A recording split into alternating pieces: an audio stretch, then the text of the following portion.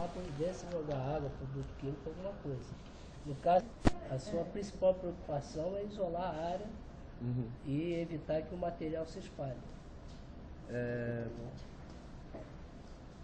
Aí chega na parte de demonstrar os procedimentos pré-uso até que o usuário esteja pronto para realizar as medições, acho que é só montar aquilo ali. A gente pode fazer isso depois. Aí o uso, né? Durante o uso, quais os locais em que o operador irá realizar a medição?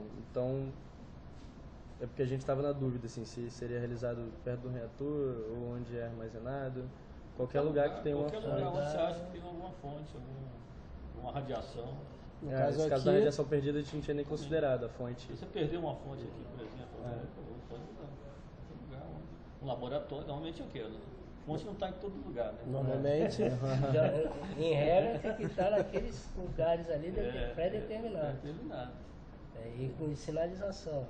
Dando uma ali que dá empoeirada. Ou, de repente, teve um caso aqui, né, em um carro transportando um material radioativo, aí foi assaltado, né? Roubaram o carro, aí depois localizaram, será que a fonte está lá mesmo?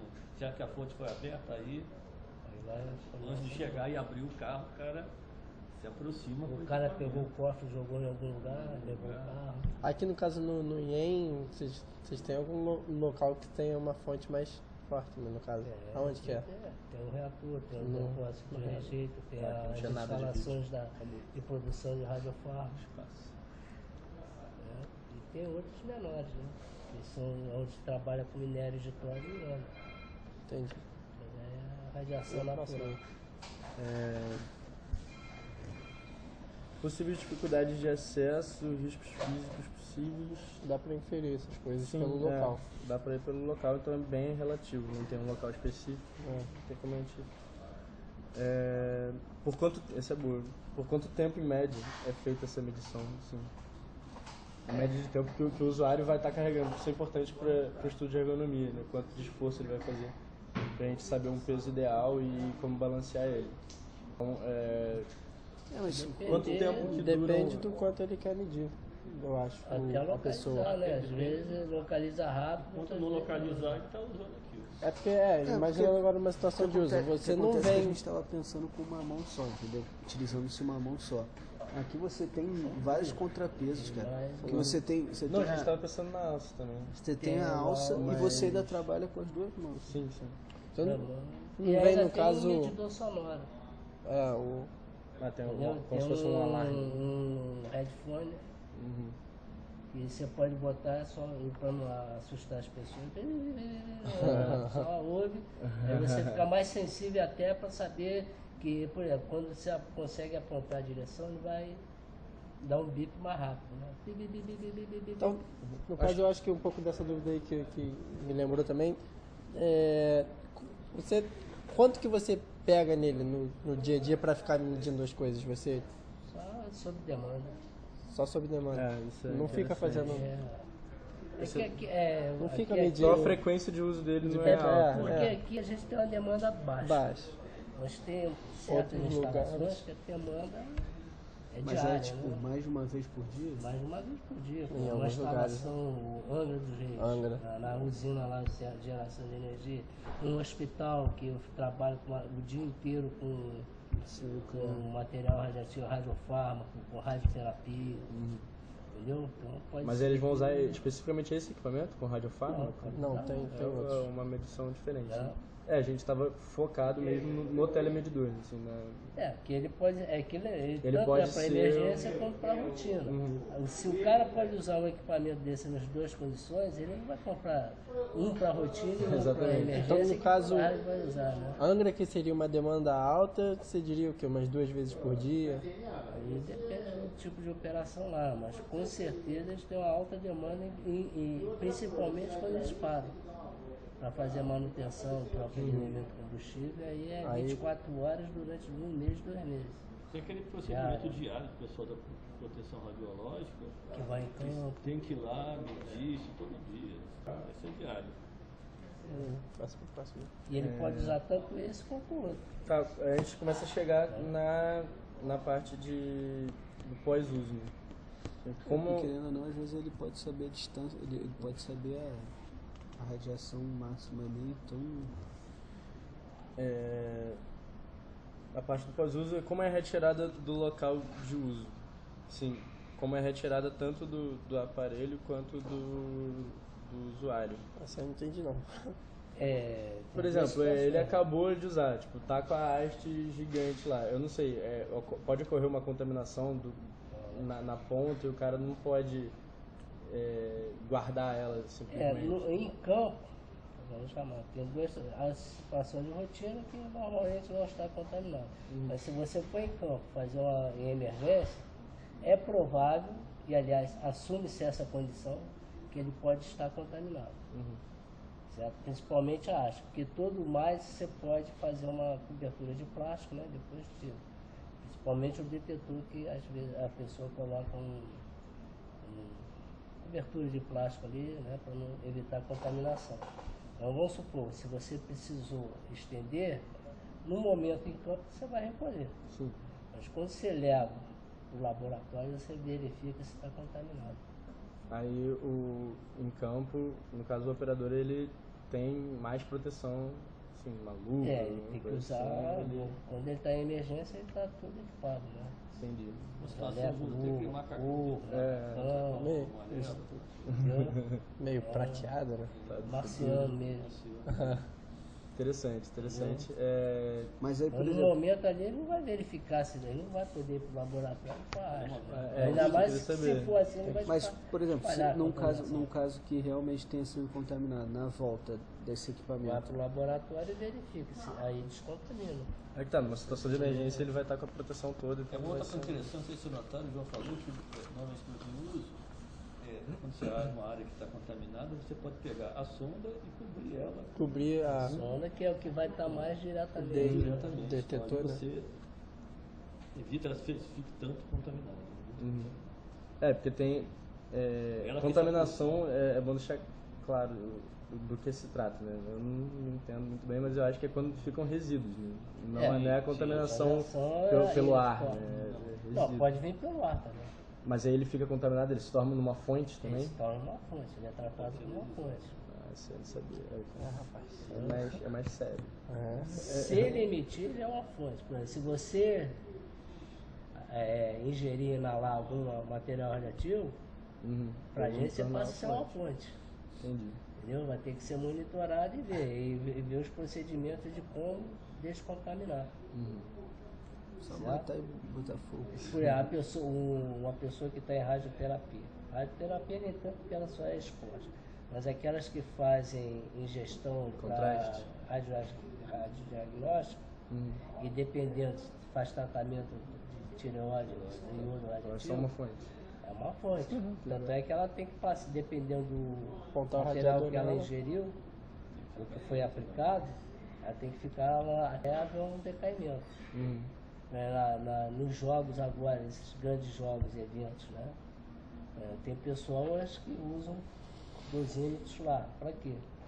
Para verificar, às vezes verifica se a pessoa não está entrando. Parênteses, bomba suja. Já ouviu falar de bomba suja? Não. É um material radiativo que é impregnado em explosivo comum e espalha a radiação, né? Explode, espalha a radiação. Não é de fragmento, é de radiação. Então, o que se faz, né? Com essas pessoas, com o monitor, e quando ele começa a apitar, a pessoa está com material radioativo, suspeita, né? Aí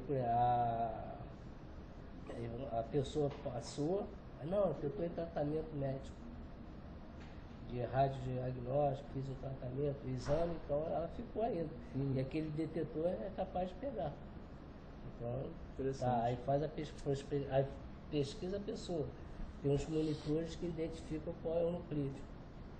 Tecnésio. Então tá bom. Então e quando se vai a esses eventos, é obrigatório o hospital dar para a pessoa um atestado que ela foi submetida a tal exame, naquele componente. Mas, por exemplo, um equipamento desse seria utilizado em grandes eventos? Ele em situação de emergência. Porque normal é esse outro aparelhinho utilizando pra assim, não é identificar. assim pra pessoas, é assim. É, O pra cara não se ficar conecta. ostensivo, né? Tem um cara ali Não, que tá com- nesse caso não fica ostensivo. Tem os outros que são mais sensíveis. Foi isso que eu até. falei com A conta uma porque soma tipo, dessa pra teve pessoa. Aí na é última só- apresentação o pessoal achava que tipo isso utilizava em pessoas também. Eu falei, gente, Quem foi que foi? a Débora, porque eles falaram assim, não, o cara tá medindo assim no aeroporto, não sei o que. Eu falei, cara, isso é pra. Assim, acho que aeroporto seria uma coisa mais de emergência. Tem uma mala parada no meio do aeroporto, ninguém sabe ali que. Aí sim. Mas, esse pô, aí você não vai chegar com uma pessoa. Aí você usa aquele mesmo corporal, né? Tem um pequenininho que é mais sensível, que você põe aqui, se ele daqui já detecta. Se estiver acima do nível, entendeu? Aí a questão é, ele é mais nessas situações, que é a situação rotina e de emergência. De emergência é mais para uma prospecção, a Vai entender derivação. melhor. Beleza, a última é para onde é levado, o procedimento padrão assim pós-uso, né? Para onde ele é levado, ele vai lavar.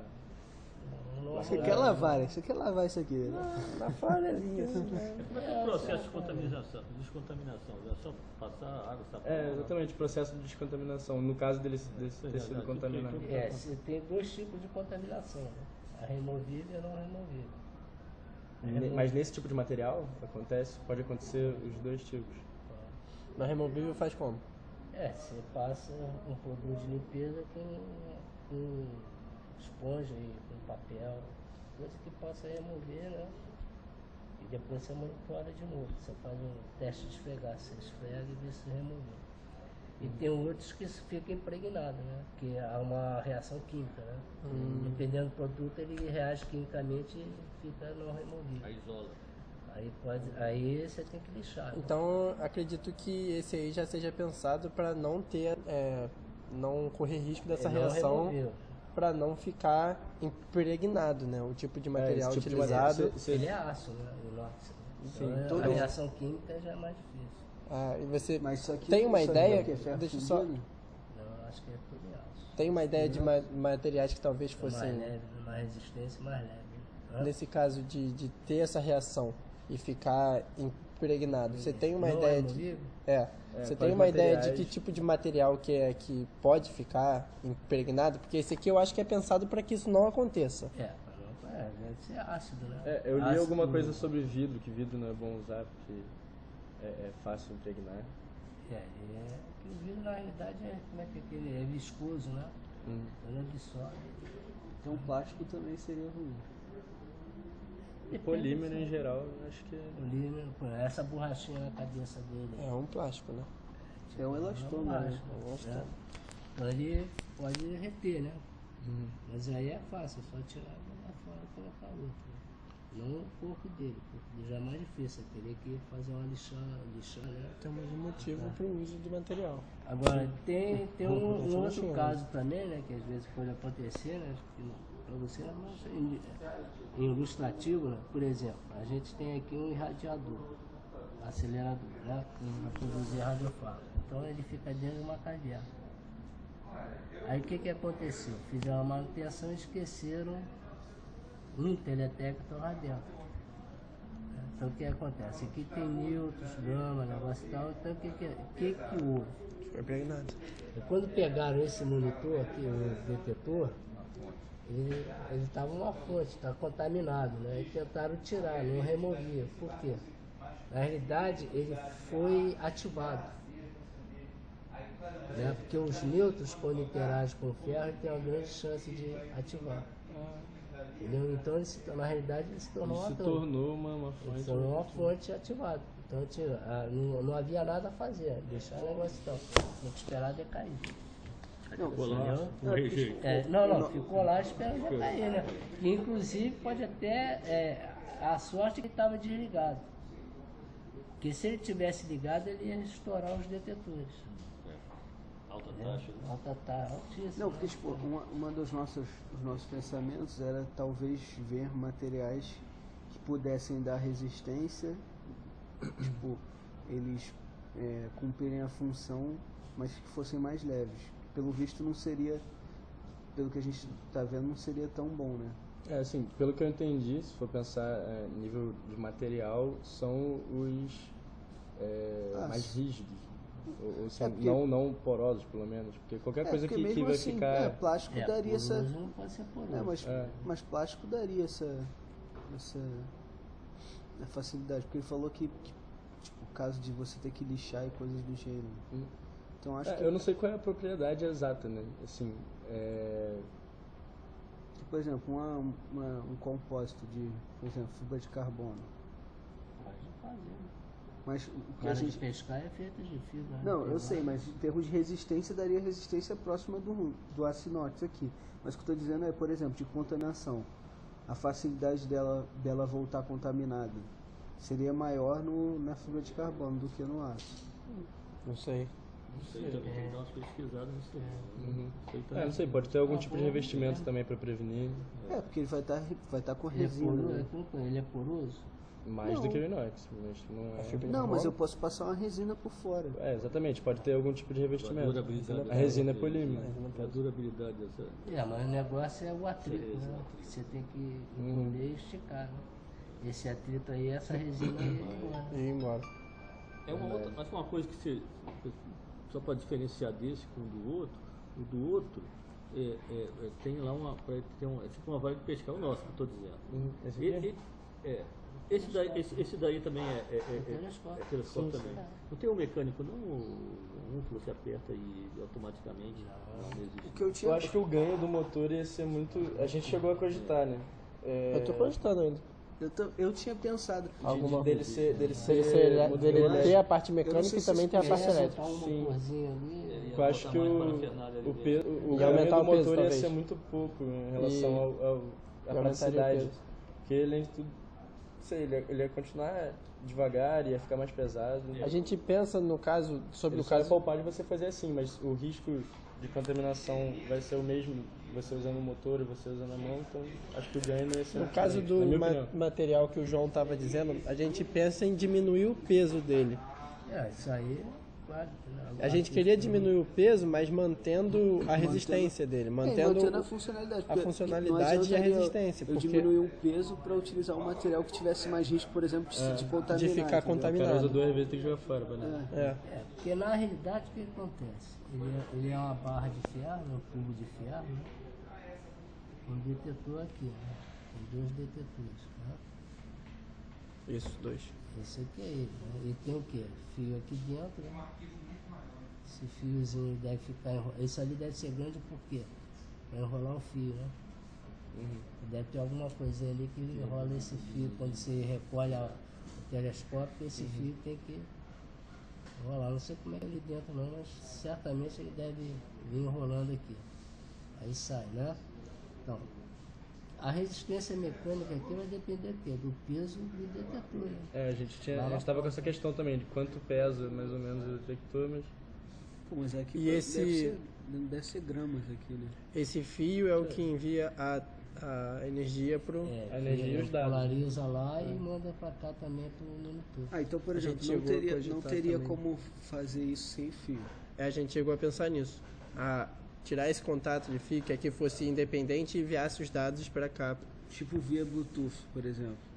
Porque, por exemplo, teria como eu colocar uma bateria aqui que já gerasse A energia atualização? suficiente.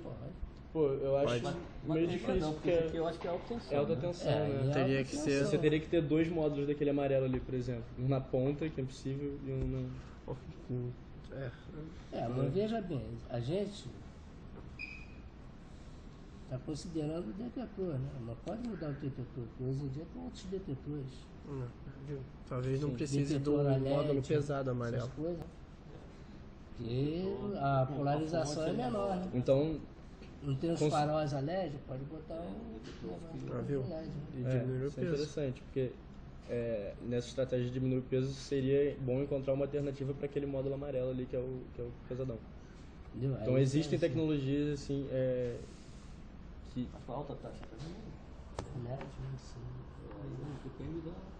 De repente. Provavelmente com o avanço seria também para alta taxa, né? Pô. Não tem certeza. Não tem o display? O display Não. pode servir como detetor. Eu tava com uma questão em relação ao equilíbrio, mas aí é mais uma questão de mostrar na prática do que... Mas que- aqui- vamos filmar Vamos fazer usando, vamos que aí fazer a a prática. finalização já, a gente faz a parte prática. Eu posso só... É porque tipo, eu tô com muita dúvida em relação ao meu... Pode até parar de Conversa aqui na gravar, gente. pode até parar de Tá gravar. tranquilo. Depois Era a só gente pra, grava o do... tipo, ver